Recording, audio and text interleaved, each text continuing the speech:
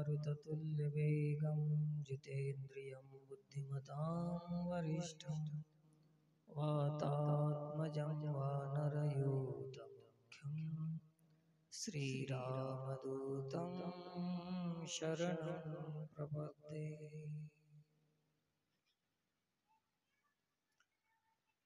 विषय प्रवेश करण्यापूर्वी श्री लक्ष्मण शक्ती कार्यक्रमामध्ये व्यत्यय आणि विक्षेप केल्याबद्दल आपली सर्वांची क्षमा मागून एक 5-10 मिनिटाचा वेळ आपण सत्संग करणार आहोत. मदनापूर गावामध्ये भाविक लोकांनी हा सप्ताहाचा कार्यक्रम सुरुवात करून गेल्या बऱ्याच वर्षापासून तो अखंड हरिनाम सप्ताह चालू आहे. आपली वेडी वाकडी भावना, भोळी भावना देवाला पसंत आहेच. देवाकडे भावनेची गरज आहे. शहाणपणा हे व्यवहारामध्ये उपयोगी असेल, पण देवाच्या दरबारामध्ये शहाणपणा करायची गरज नाही, भावनेची गरज आहे. आणि तुम्ही आम्ही सगळे, आपल्याकडे ज्ञान नसेल, विद्या नसेल, चतुराई नसेल, पण भाव तर प्रत्येकाकडे असतोच. आणि ते भाव देण्यामध्ये आपण कंजूसी कशाला करायची. तर असे भावपूर्वक आपण सप्ताहाचा कार्यक्रम करीत असत. तर या समस्त भाविकांना व्यासपीठावरून प्रणाम करतो. आणि आज श्री लक्ष्मण शक्ती श्रवण करण्यासाठी आलेल्या लोकांना,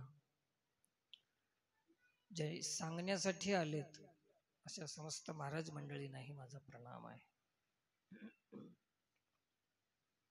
महिला पुरुष मिळून अखंड हरिनाम सप्ताहामध्ये आनंद घेत आहोत आपण. तर या सप्ताहामध्ये कुठलंही काम असो, जगद्गुरु तुकोबराय सांगतात की तुका म्हणे लाभ होय तो व्यापार, करा काय फार शिकवावे. लाभ असाव, खर्च असाव की नाही हे दुसरी गोष्ट आहे, पण तो संतांनी काय सांगितलं, लाभ. लाभ म्हणजे काय की सप्ताह केला गावामध्ये आणि अमुक अमुक घटना घडली, एक परिवर्तन आलं, एक बदलाव आला गावामध्ये, याला म्हणतात लाभ. कोणीही कोणताही धंदा करीत असेल तर लाभासाठी करते का मनोरंजनासाठी करते? लाभासाठी करते. तुमची दुकानदारी असेल, दुकान असेल, तर ते 2 पैसे तरी लाभ मिळावा अशी अपेक्षा राहतेच. तसं साधू संतांनाही कोण्या लाभाची अपेक्षा आहे? समाज परिवर्तन लाभाची अपेक्षा आहे. परंतु समाज परिवर्तन या दृष्टीनं शून्य दिसत चाललेलं आहे. सप्ताहाचा लाभ आहे नाही असं नाही, परंतु केवळ कीर्तन कराय येणाऱ्या महाराजांचा लाभ आहे. ज्याच्यात सर्वांचा लाभ आहे तो परमार्थ आहे.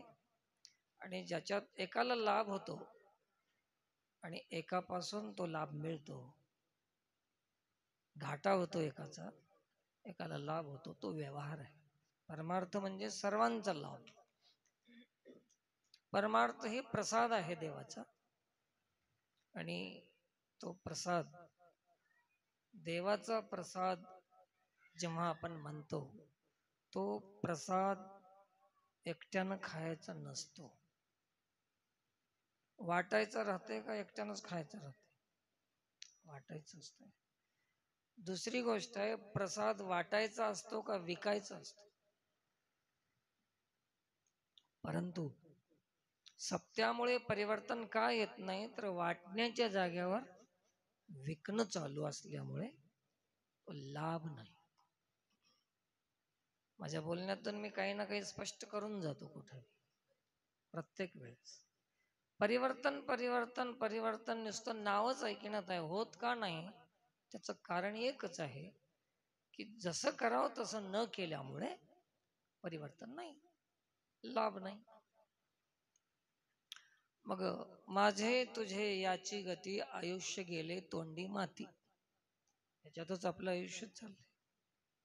जसं करावं तसं आम्ही केलं नाही. संतांनी आम्हाला आदेश दिलेला आहे, सेवितो हा रस, विकितो अनेक. हा मला पाठ नव्हता, चुकते कधी कधी. तर हा वाटितो अनेका, वाटण्यासाठी आहे. आणि अजून कोणाला वाटलं नाही की आपण वाटावं. अजून कोणाला असं वाटत नाही की आम्ही वाटलं पाहिजे. असं हे चाललेला परमार्थ आहे. परमार्थ ठीक आहे. एक तुम्हाला एक गंमत सांगून जातो 1 मिनिटामध्ये, जास्त वेळ घेत नाही. कार्यक्रमामध्ये डिस्टर्ब करणं चांगली गोष्ट नाही आहे, मला आवडत नाही, पण करणार बी काय, वेळ नसल्यामुळे मध्ये मध्ये यावं लागलं. तर परमार्थ, आता हे सप्ताह आहे ना, एक काय आहे तुम्हाला एकच गोष्ट सांगून मी बंद करतो, कारण आरतीला वेळ पाहिजे.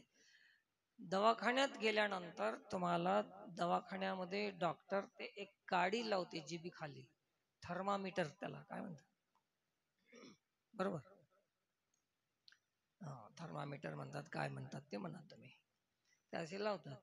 ते ताप समजण्यासाठी की ताप कमी होण्यासाठी? एक बार सांगा. सप्ताह, कीर्तन, शास्त्र हे वाचिन समजण्यासाठी त्याच्यामुळे काही परिवर्तन होते, पण ते समजल्यानंतर जसं गोळ्या घ्यावं लागते तसं शास्त्र वाचल्यानंतर वागावं लागते. वागणं हे गोळ्या आहेत आणि शास्त्र समजून घेणं हे ते मीटर आहे समजून घेण्याचं. ते शास्त्र वाचलं की आपल्याला ताप किती आहे, दोष किती आहेत, पाप किती आहे. थर्मामीटर ताप किती आहे सांगते आणि शास्त्र आपल्या जीवनामध्ये पाप किती आहे सांगते. तुम्ही कसं वागाला, आहे की नाही? आणि मग समजून घेतल्यामुळे ताप कमी होते का? पुन्हा काय करावं लागते? तसं सप्त्यामध्ये कीर्तन ऐकणं म्हणजे हे फक्त हे तपासून घेणं आहे. गोळ्या तर तुम्हाला सप्ताह झाल्यावर सुरू करावं लागतं. वागणं हे तर नुसतं तपासणंच आहे. हे 7 दिवस तुमचं काय काय एक्सरे काय काय काढायचं आहे ते हे काढून घ्या. प्रत्येक महाराज येते, हे प्रत्येक महाराज स्पेशलिस्ट आहेत. कोणी भक्ती स्पेशलिस्ट आहे, कोणी ज्ञान स्पेशलिस्ट आहे, कोणी विवेक स्पेशलिस्ट आहे, कोणी वैराग्य स्पेशलिस्ट आहे. हे सगळे स्पेशलिस्ट आहेत सगळे. कोणी नाकाचा डॉक्टर, कोणी कानाचा डॉक्टर होते ना, तसे सप्त्यामध्ये 7-8 स्पेशलिस्ट आहेत. मग ह्या स्पेशलिस्टची लिस्ट चालू आहे, परंतु फक्त तपासणी आहे. औषधी तर काल्याच्या नंतर सुरू होते. आणि आम्ही काय करतो की सगळे तपासण्या करून बस औषधी पुन्हा बंद. औषधी म्हणजे 7 दिवस ऐकल्यानंतर 8व्या दिवसापासून तसं वागायला सुरू करणं म्हणजेच औषधी घेणं. मग परिणाम केव्हा येतो? तपासल्यानं का औषधी घेतल्यानं? मग फक्त तपासूनच सोडत राहिलं दरवर्षी तर परिणाम कसा येईल, रोग कसा कमी होईल? याच्यासाठी हे तपासणं ठीक आहे माहितीसाठी, पण आता औषधी घेणं जरुरी आहे. आणि औषध सगळ्यात मोठं औषध आहे. भवरोगा ऐसे जाय अनेक काय क्षुल्लके, पथ्य नाम विठोबाचे अनेक वाचे न सेवे. हे औषध घेत राहा. सप्ताहाच्या नंतर तुम्ही या कार्यक्रमाचं भजनाचं सातत्य ठेवा. प्रत्येक शनिवारी हनुमान चालिसाला मंदिरावर येत जा. म्हणजे आठवड्यातून 1 दिवस तरी औषध घ्या.